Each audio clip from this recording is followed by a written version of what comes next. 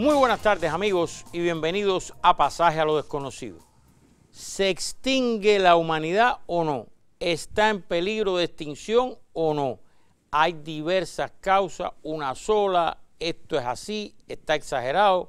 ¿Cómo es realmente? ¿Le interesa el tema? Pues eso es lo que vamos a discutir esta tarde. Acompáñanos. Tengo el placer de recibir nuevamente aquí a nuestro querido doctor Giraldo Alayón, Sociedad Cubana de Zoología, Museo de Historia Natural, presidente de la Fundación Ariguanabo y además el mayor aracnólogo del Caribe, ganador de aquel antológico programa 9550. Doctor, ¿se me quedó algo por decir? Sobró, pero bueno. Bienvenido, como siempre, a su programa. Extinción, especie humana, peligros, etc. ¿Qué le quiero proponer? Recientemente hubo unas noticias que le dieron la vuelta al mundo, aparecieron en varios noticieros, en prensa escrita, radial, televisiva, sobre dictámenes de expertos sobre peligros de extinción. Yo le propongo primero ver dos de estas noticias. Salió en muchos más lugares, pero hemos tenido dos ejemplos de una especie de cronograma o casi pronóstico que se ha hecho de cuándo se puede extinguir la especie humana. Después regresamos y vamos a comentar entonces los fragmentos de un trabajo publicado en una revista que ha causado mucho impacto también sobre este tema y después usted nos da su opinión. ¿Le parece bien? Sí. Bueno, entonces nos vamos primero a estas noticias. Miren qué interesante y qué curioso lo que le dio la vuelta al planeta. No queremos asustar a nadie en pleno puente Arán, pero bueno, en cualquier caso sí que es cierto que hay un paleontólogo inglés que se llama Henry Gee, que ha dicho que a pesar de que el Sol se va a apagar, y lo deciden los astrónomos esto en unos 7.500 millones de años, mucho tiempo, no tenemos que preocuparnos de eso porque los humanos ni siquiera estaremos por aquí cuando eso ocurra. Dice que la extinción humana va a ocurrir mucho antes, por desgracia, debido sobre todo a la falta de variación genética, es decir, que no hay tanta diferencia de ADN en los individuos de hoy en día. Lo hay muchos más, por ejemplo, en los chimpancés. ¿Qué quiere decir eso? Bueno, pues que entre la natalidad que ha bajado, la contaminación, el estrés de las ciudades, dice este señor que para el año 2100 vamos a empezar a notar ya un declive en la población humana y que seguramente para antes de lo que creemos ya no quedarán humanos en nuestro planeta y tampoco nos sirve irnos a otro planeta a colonizar, porque si tenemos un problema con el ADN, ese problema va a estar con nosotros allá donde vayamos. O sea que tenemos un importante problema del que preocuparnos y solucionar durante este siglo. Bueno, un informe realmente impactante. Ayer debo reconocer que cuando lo mencioné, lo hablábamos con Nacho Martínez, yo dije, esto es demasiado escandaloso, alaraco, exagerado. Pero es de la Universidad Nacional de Australia. Dice que la humanidad podría desaparecer el año 2050. Sí, pues, y que ya estamos sintiendo las repercusiones de un cambio climático acelerado, un documento que describe el calentamiento global como una amenaza a corto o mediano plazo. ¿Cuáles son los riesgos realmente? ¿Está exagerando nuestro informe? Lo vamos a conversar con Luis Cifuentes, académico de Ingeniería de la Universidad Católica, investigador del Centro de Cambio Global de la UC. Muchísimas gracias, Luis, por estar con nosotros y bienvenido. Muchas gracias a ustedes. A ver, ¿es una exageración o no? Si seguimos al ritmo actual del cambio climático, ¿puede ser que el mundo, la especie humana, desaparezca el 2050 como plantea este estudio? A ver, primero, la especie humana no va a desaparecer. Lo que puede estar en riesgo es la civilización, nuestra forma de vivir, digamos, de organizarnos. No es un acabo de mundo lo que plantea. No, el mundo no se va a acabar, digamos.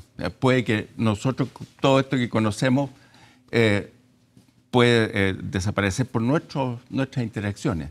Ahora, es interesante, el riesgo generalmente uno ve el valor esperado, ve lo que es más probable.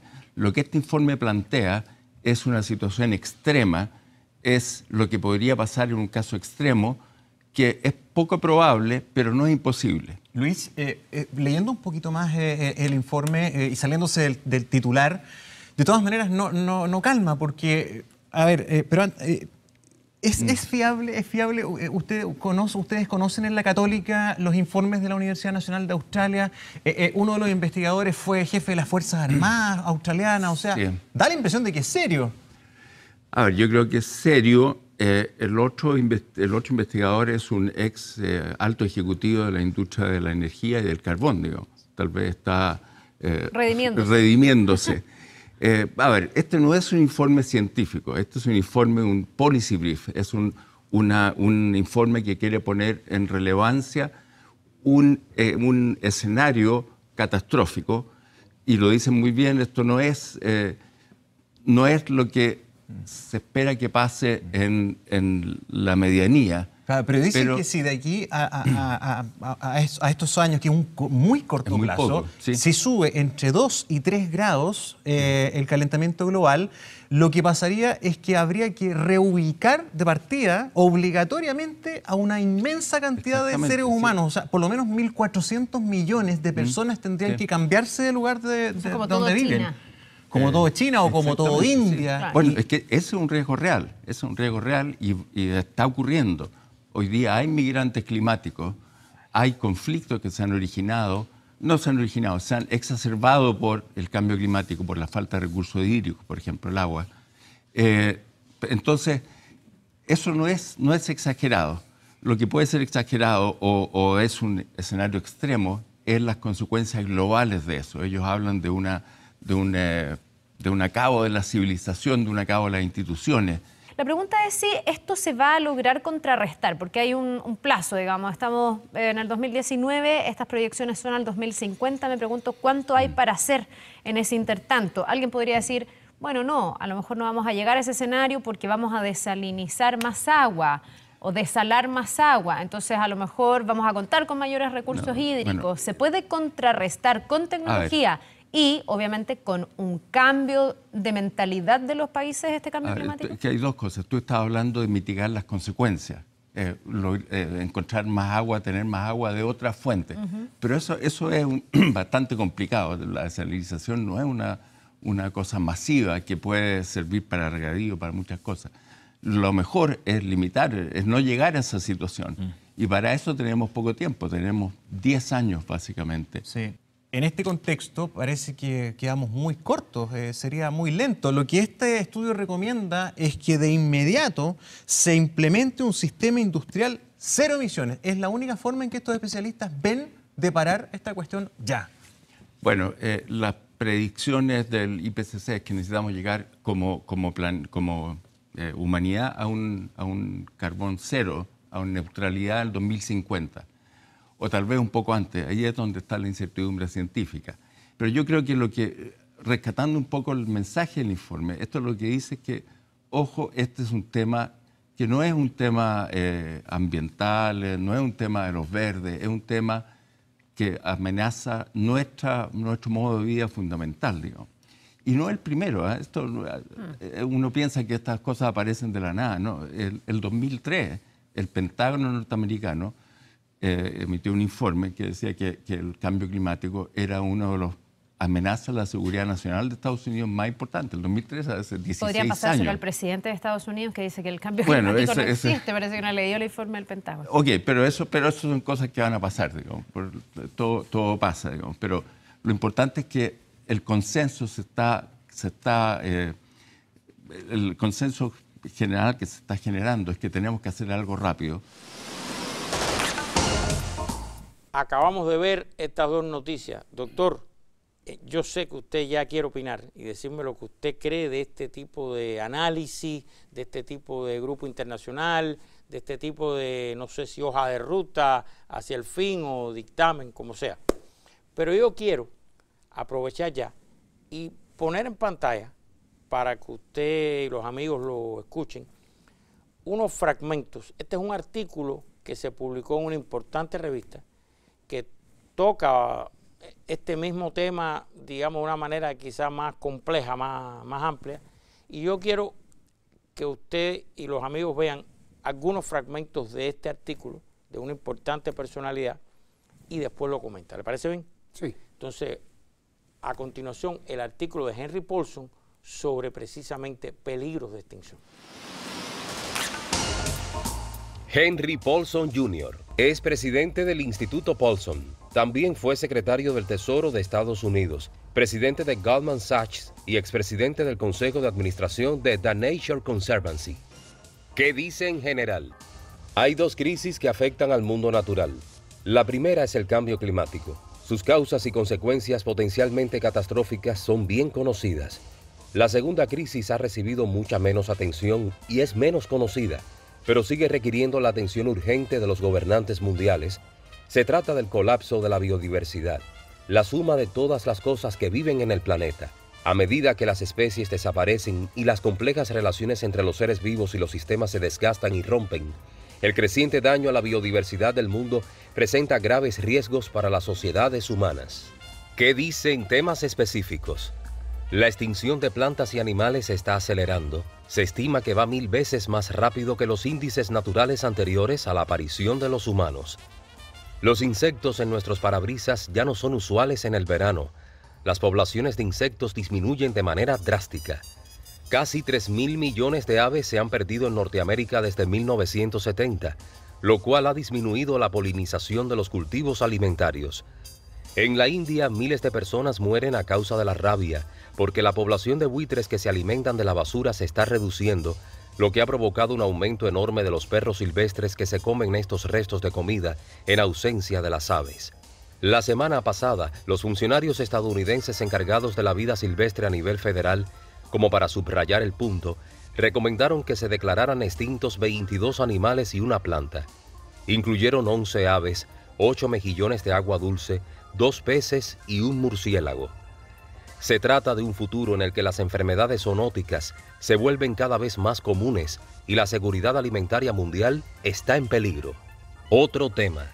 El cambio climático y la pérdida de biodiversidad están unidos en un ciclo de destrucción y deben ser tratados en conjunto. La desaparición de los arrecifes de coral del mundo es un ejemplo. Los científicos predicen que entre el 70 y el 90% de los arrecifes de coral desaparecerán en los próximos 20 años debido al aumento de la temperatura del mar, la acidez del agua y la contaminación. Esto pondrá en peligro a 4.000 especies de peces y aproximadamente 500 millones de personas en todo el mundo que dependen de los ecosistemas de los arrecifes de coral para su alimentación, protección de las costas y empleo. Tan solo los daños en la Gran Barrera de Coral de Australia podrían costar $1.000 millones al año en ingresos derivados del turismo y 10.000 empleos. Para la crisis de la biodiversidad no existe un marco comparable. No hay soluciones tecnológicas para recuperar las especies que se extinguen. Y no hay un sustituto rentable hecho por el hombre para los sistemas naturales como los humedales, que proporcionan protección contra las inundaciones, reponen las reservas de agua subterránea y filtran el agua que fluye a través de ellos. Y lo que es peor, algunas soluciones al cambio climático agravan la destrucción de la biodiversidad. Por ejemplo, la presión para ampliar las infraestructuras de energía renovable en tierras federales despejaría terrenos gestionados y, en última instancia, destruiría hábitats. Abordar conjuntamente el clima y la biodiversidad podría mejorar los resultados de ambos. Bueno, acabamos de escuchar en este caso y leer los fragmentos del artículo. El dictamen del Grupo Internacional, los 2 primeros trabajos y este artículo ahora. Recuerde la regla de oro, no repetir, sino complementar u opinar de lo que acabamos de ver y leer. Adelante. Bueno, en el primer caso que plantea que prácticamente la humanidad se va a extinguir en unos decenios porque está decreciendo su variabilidad genética, a mí me parece que eso es muy exagerado. Independientemente del desarrollo de las comunicaciones y de que hoy una persona en Australia nos puede traer un virus en un día y ponérnoslo en La Habana o en Santiago o en República Dominicana, porque hay posibilidades por el transporte de eso y que hay una gran intercomunicación en los humanos. Hay muchísimos grupos humanos que jamás se han visto, jamás han intercambiado genes y que hay potencialidades genéticas en todos esos grupos que desconocemos. Yo creo que no. Yo pienso que quizás es un poco exagerado, que eso en realidad se está viendo desde un ángulo un poquito primermundista, es decir, que las mujeres no quieran tener más hijos porque quieren dedicarse a otras cosas, porque hay ciertas características sociales de ciertos países u otros que tengan ciertas características religiosas que también limiten la fecundidad o los matrimonios, pero yo creo que en términos generales, eso es, desde ese punto de vista y con ese análisis, es difícil que suceda. Ahora bien, el otro comentario es distinto. Pasamos al artículo ahora. No, al segundo comentario. Al segundo reportaje. Al segundo, porque hay dos comentarios. El segundo comentario sí tiene cierta base, como dice el comentarista. No es un estudio científico, pero es una apreciación, vamos a decir que situacional, de la época en que vivimos. No es lo mismo, como bien dice el especialista, la extinción de una especie que la extinción de una civilización. En el planeta, en nuestro planeta, que es el único que tenemos de referente, han existido 20 civilizaciones anteriores a esta, las cuales no existen ya, se extinguieron. Y sin embargo, sapiens, estamos aquí. Y esas civilizaciones, todas, fueron formadas por Homo sapiens. Porque los otros Homo que existieron, que coexistieron incluso hasta 6 especies simultáneamente con Homo sapiens, no fundaron civilizaciones. La civilización es un evento posterior al descubrimiento o a la adopción de la domesticidad de los animales y de la agricultura. Eso ocurrió hace 13.000 años. Hace 13.000 años, hacía rato que se había extinguido Homo neanderthalense. Se extinguió hace por lo menos 30.000 años. No pudo fundar ninguna civilización. Eran cazadores recolectores, siempre lo fueron. Y Homo sapiens, hasta ese momento, hace 13.000 años, era cazador recolector. No tenía tiempo para sentarse, para crear jerarquías, para fabricar cosas más sofisticadas, sino tenía que vivir al día. Tenía que ir detrás de los rebaños de animales y buscando los lugares donde crecieran plantas que fuesen nutritivas y alimenticias para ellos. Nosotros, los humanos, engañosamente vivimos en una época de bonanza climática. Esa bonanza climática es este periodo interglacial que estamos viviendo, que comenzó casualmente hace 15.000 años. Fíjense que Homo sapiens existía desde hace aparentemente 300.000 años. ¿Cómo? Como cazador-recolector. ¿Por qué? Porque estaba sujeto a las inclemencias de la geografía que ocupaba y del tiempo, de la meteorología, de las condiciones climáticas. Por eso Homo sapiens se expande buscando lugares y no tenía tiempo para fundar y establecerse. Fíjense que las primeras manifestaciones de arte son en el filo entre la revolución del Neolítico, que es el descubrimiento o el uso de la agricultura y la ganadería, y el establecimiento de los últimos periodos de glacial en Europa, las cuevas de Lascaux, las de Chauvet y las de Altamira, donde aquellos Homo sapiens, que le decían cromañones, pero eran Homo sapiens, empezaron a recrear lo que veían, aquel mundo animal que a ellos lo impresionaba y que tenía ciertas características de subsistencia y mágicas para ellos. Entonces, sí estoy de acuerdo en que en una de las cosas que se dice en la segunda comunicación, esta civilización industrial que marca un periodo geológico que se llama antropoceno, que se inicia con la revolución industrial, esto es un término acuñado por Kreutzer, un premio Nobel de química, Paul Kreutzer, que murió hace unos días, Paul Kreutzer. Este periodo que se llama antropoceno es que el hombre o la humanidad, no seamos machistas, la humanidad se ha convertido en un factor geológico, un factor de modificación, un factor que imprime en la naturaleza modificaciones grandes. Y por eso estamos en la situación ambiental que tenemos y por eso pudiera ser que si continuamos con estas prácticas de superconsumo, con este despilfarro de recursos, con esta sobrepesca y con esta sobrecaza y con esta destrucción de los bosques originales, pudiera nuestra civilización como es dejar de ser.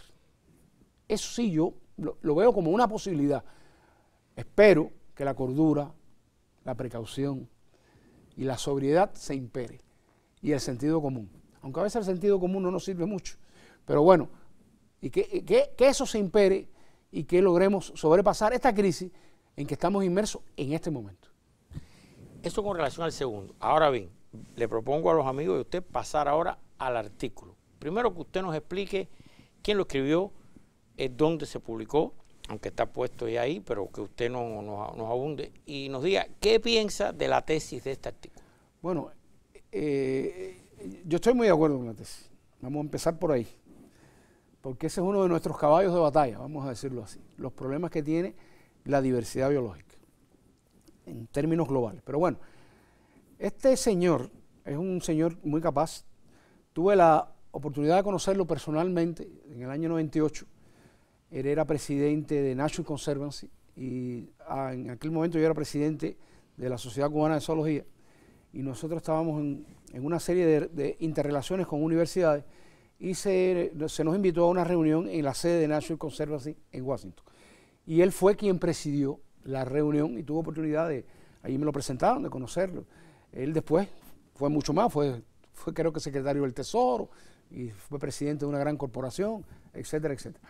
Pero era un hombre que manejaba desde el punto de vista de, vamos a decir, porque tiene una formación muy completa, pero desde el punto de vista administrativo global, estos problemas que ellos están viendo todos los días, los problemas que estamos afrontando como ciudadanos de este planeta. La tesis que él plantea es que realmente el problema del cambio climático está muy relacionado con el problema de la erosión de la diversidad biológica. Porque la erosión de la diversidad biológica, es decir, las plantas y los animales, es decir, la biota, tienen funciones ecosistémicas que son insustituibles hasta hoy. Es decir, los insectos, la función que hacen los insectos de polinización, y en especial las abejas de polinización, no tenemos otra forma de resolverla sin las abejas. Es decir, hay que cuidar las abejas. Sabemos que en Europa, por ejemplo, en el continente europeo, donde está el desarrollo, el 70% de la fauna de insectos ha desaparecido en los últimos 30 años. Donde se ha medido eso ha sido en Alemania. Bien, se toma Alemania como referente, pero no es extrañar que pase lo mismo en Francia y que pase lo mismo quizás en Inglaterra, porque precisamente en todos esos países se han estado usando plaguicidas extensivamente desde hace 50 años. Y esas son las consecuencias de esas causas de utilizar indiscriminadamente insecticidas para resolver los problemas de las plagas de los cultivos en vez de utilizar métodos integrales y métodos biológicos que son más sostenibles, son más nobles e impiden la extinción de esos grupos de animales. Pero si vamos al océano, peor. El océano se está sobrepescando. Cada día hay más demanda de productos del mar. Pero es que ya no es que pesquen con una vara, ya se pesca con unas redes gigantescas de arrastres que son fábricas flotantes en el océano que destruyen el fondo marino. Y entonces destruyen todo ese ecosistema que está en el fondo marino, y eso puede traer como consecuencia que se alteren las condiciones ecológicas de los fondos marinos.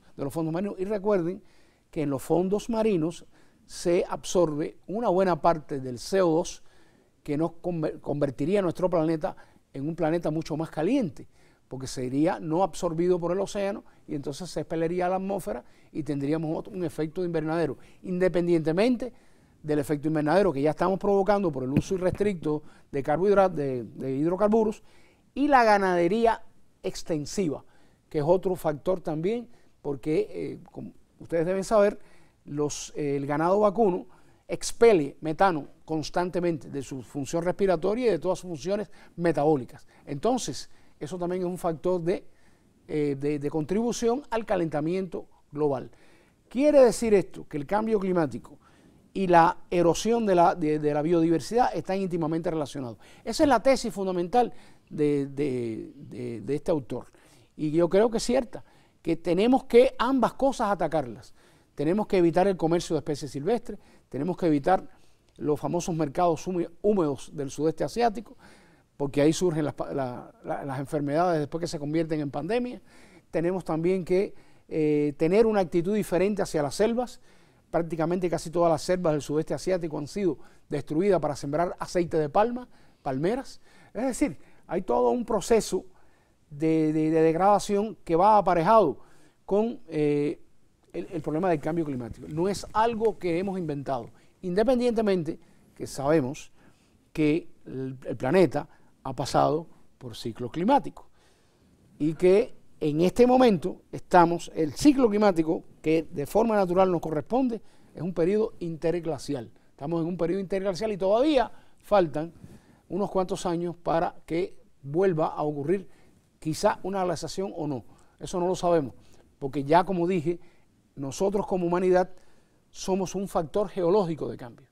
Por eso este momento geológico que vivimos ya no lo llama la mayoría de la gente Holoceno, sino le llama Antropoceno, precisamente por la influencia del hombre o de la humanidad en el clima y en los restos de las especies que viven en el planeta.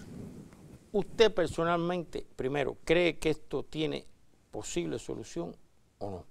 Y segundo, cuando se habla de extinción de la civilización, ¿es del hombre o entonces habría otras especies que pasarían a ser dominantes o el hombre nunca se extinguiría? ¿Cómo usted lo ve? Bueno, la extinción de una especie es una tragedia siempre, pero creo que en otro programa hablamos y hemos dicho aquí en este mismo programa en otras ocasiones que en todo este proceso de la evolución del planeta han vivido alrededor de 50.000 millones de especies. Actualmente se piensa, hay registradas científicamente 2 millones y un tanto de especies y se piensa que por registrar habrá entre 30 y 100. Esas cifras son muy variables porque hay que ir a la selva, hay que hacer trabajo de campo, hay que colectar los animales, hay que estudiarlos, etc. Bien, entonces el proceso de extinción, en el caso de una especie como la nuestra, que tiene un dominio de la tecnología, que está estructurada en sociedades, en una sociedad que tiene un lenguaje, pero además tiene armas muy potentes que pueden destruirlo todo. Todo está en esa contingencia que provoca el mismo hecho en sí de que suceda un fenómeno.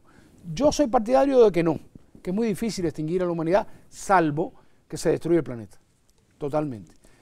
Quizá se pasara a otro tipo de vida, a competencias como hubo, por ejemplo, cuando los australopitecinos, que fueron nuestros antecesores del género Homo, eran comedores de semillas, caminadores, etcétera, y fueron los que dieron lugar a Homo erectus.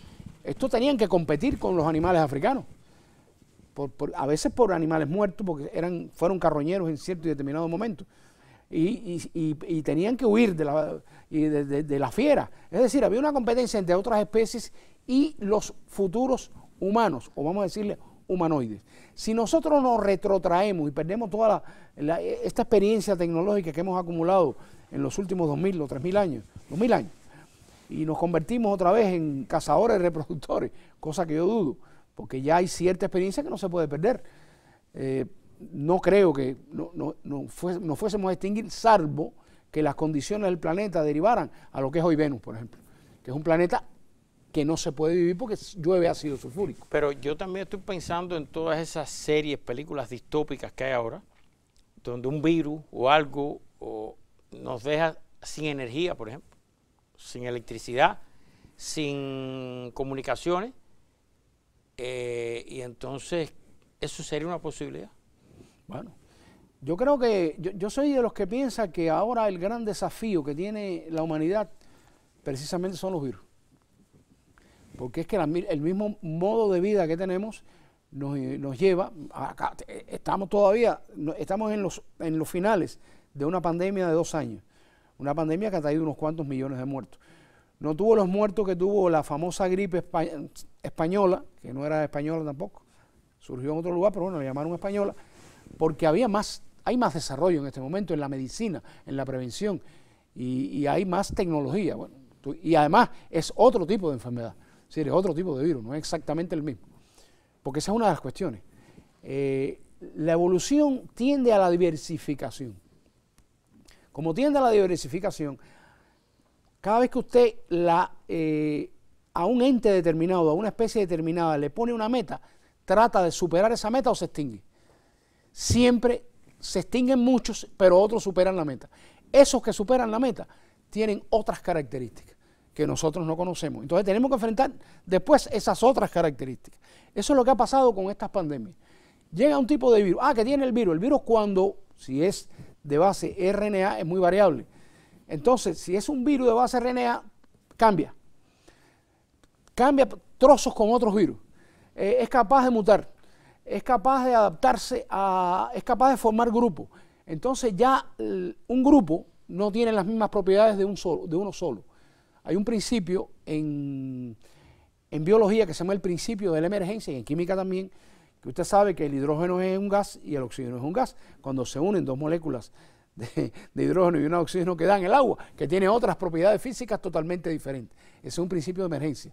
Al unirse dos cosas distintas emergen otras propiedades. Un león no es lo mismo que una manada de leones, y un hombre no es lo mismo que una ciudad. Entonces, pero esa adaptabilidad de las especies, incluyendo la nuestra, que hasta el momento es la más adaptable, porque ocupamos el mundo entero, desde los polos hasta el Himalaya, desde el polo sur, desde el polo norte hasta el polo sur. Es decir, estamos en todos los ambientes como ninguna especie, pero además estamos modificando esos ambientes como ninguna especie. Yo espero que seamos capaces de poder buscar una solución a esos cambios drásticos que pudieran sobrevenir y que van a sobrevenir y que van a venir de una forma o de otra. Quisiera un último detalle. Las enfermedades tropicales, llamadas tropicales, hoy en día se desarrollan en las regiones tropicales y subtropicales, entre los dos trópicos. ¿Qué pasa con un cambio climático? Si un aumento de 2 grados de temperatura extiende los trópicos unos kilómetros más, esos, vamos a tomarlos como ejemplo, mosquitos que solamente viven en las áreas subtropicales, se extenderían a las áreas templadas, tanto boreales como australes. Y entonces esas enfermedades que hoy en día son endémicas o exclusivas de zonas tropicales, se pueden convertir en enfermedades en zonas templadas. Ya eso desde el punto de vista poblacional y desde el punto de vista social trae trastornos y trae otras estrategias. Ahí hay un ejemplo. ¿Usted cree que todavía existe la posibilidad de que un virus que no conozcamos caiga en la Tierra proveniente del espacio, como se ha especulado en algunas ocasiones? En un meteorito, que venga en un meteorito un virus. Bueno, hasta donde yo sé, lo que más se ha visto son compuestos orgánicos en algunos cometas. Y hace muy poco leí, no sé, tendría que verificar una revista, hay que ver qué es lo que lee uno y qué revistas lee, que habían encontrado ácidos nucleicos en otro cometa. Es decir, se había detectado por espectroscopía. Ya un virus es una cosa más compleja. Un virus es algo que mucha gente le gusta llamar ente. Porque según Margulis, los virus salieron es decir, los virus son egresados de las células vivas. Son entes que estaban dentro y que salieron y se convirtieron en algo que solamente para vivir podían hacerlo dentro de la célula. Son los parásitos por excelencia. Pero otros dicen que no, que estaban antes y que la vida más compleja vino después. Es decir, eso está hoy en día en discusión, es complejo. No sé, quién sabe si se logran condiciones en un momento determinado. Por ejemplo, en Encélado, habrá condiciones para que haya ahí, en aquellas cosas frías y ¿qué me dicen de Titán? Es decir, hay lugares dentro de nuestro propio sistema solar que tienen condiciones que pudieran, quién sabe, por condiciones químicas. Hay que recordar muy bien que nosotros, todos los que estamos en este planeta, todos absolutamente, usamos 20 aminoácidos para vivir. Es decir, somos el resultado de 20 aminoácidos. Bueno, ¿y cuántos aminoácidos hay?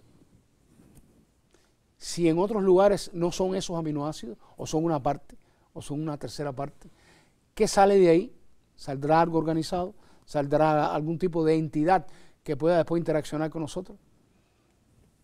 Es apasionante. ¿Usted cree que la solución entonces es irnos a vivir a otros planetas? Terraformar otros planetas. La palabra es esa que se está usando, sí, terraformar. Bueno, yo creo realmente que yo soy partidario de las exploraciones espaciales. Toda mi vida, desde niño, desde el primer Sputnik que yo era un niño, yo soy partidario de las exploraciones espaciales. Yo lo que creo es que tenemos que cuidar primero nuestro planeta muy bien. Tenemos que cambiar nuestra actitud hacia la diversidad y vamos a hablar en términos humanoides, y la salud de nuestro planeta.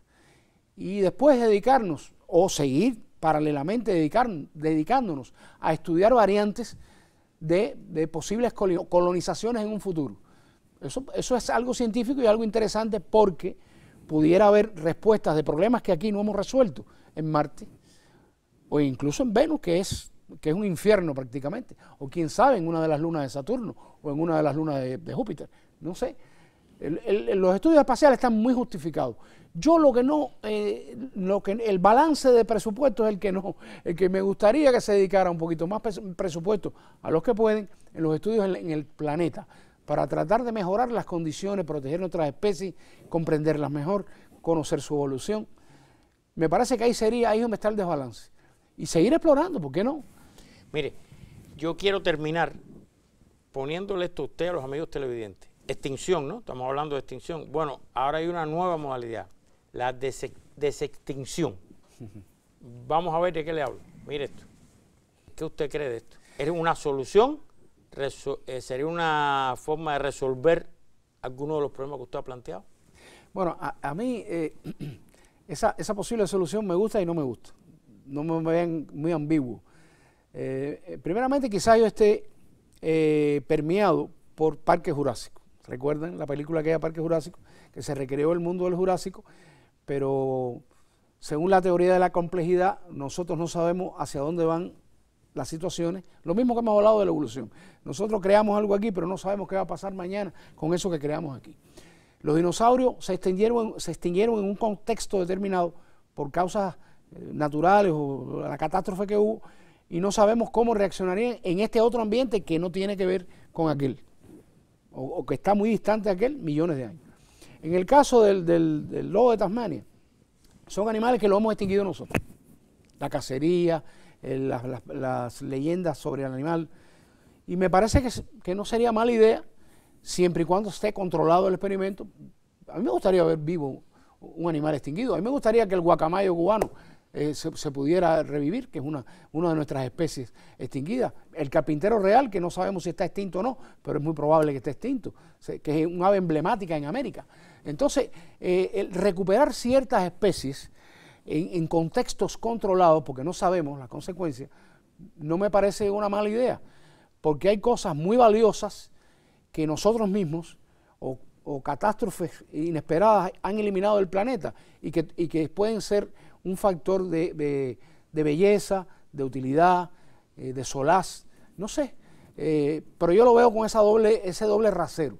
Lo que sí hay que tener cuidado es lanzarse a un lazarismo, es decir, a revivir especies de per se, cuando no sabemos que si esas especies cuando se unan van a traer consecuencias que sean peores que los beneficios que pueda traer que vuelvan a existir. No sé si me explico. O sea, que esto también está sujeto a una discusión bioética o a que no sabemos qué puede pasar y que puede ser peor el remedio que la enfermedad. Exactamente. Ese es mi criterio. Siempre hay que tener mucha precaución con estas cosas. Pero es que como tecnológicamente es posible, va a pasar.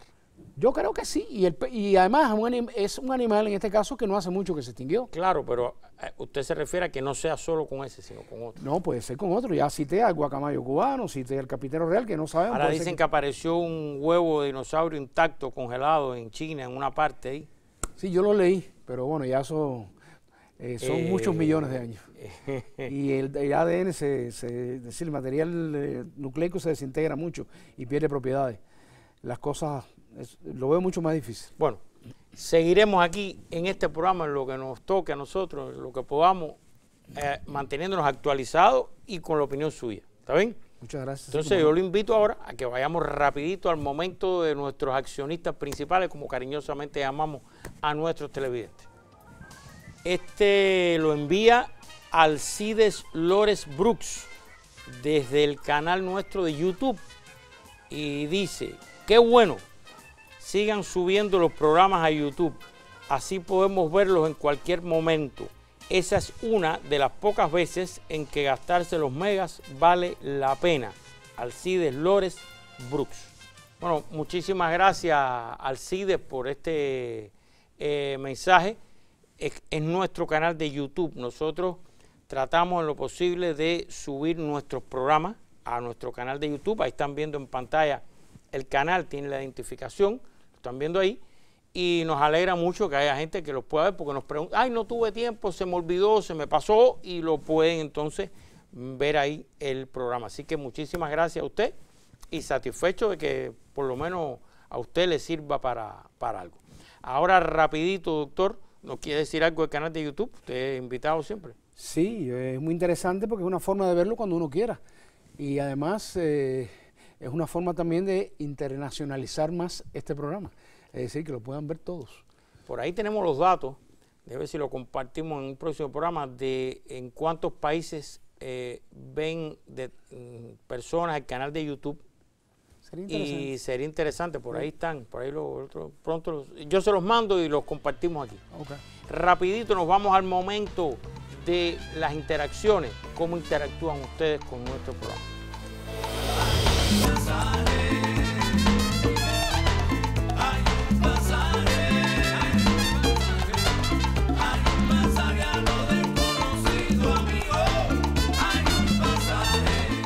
Como siempre, dejamos para el final el programa de Radio Rebelde. Recuerden, sábado 12 y 15 del mediodía va a estar el doctor, van a estar ustedes, vamos a estar en Radio Rebelde, teléfonos abiertos, usted puede llamar y ahí va a estar el doctor. Vía telefónica, teletrabajo, doctor. Teletrabajo.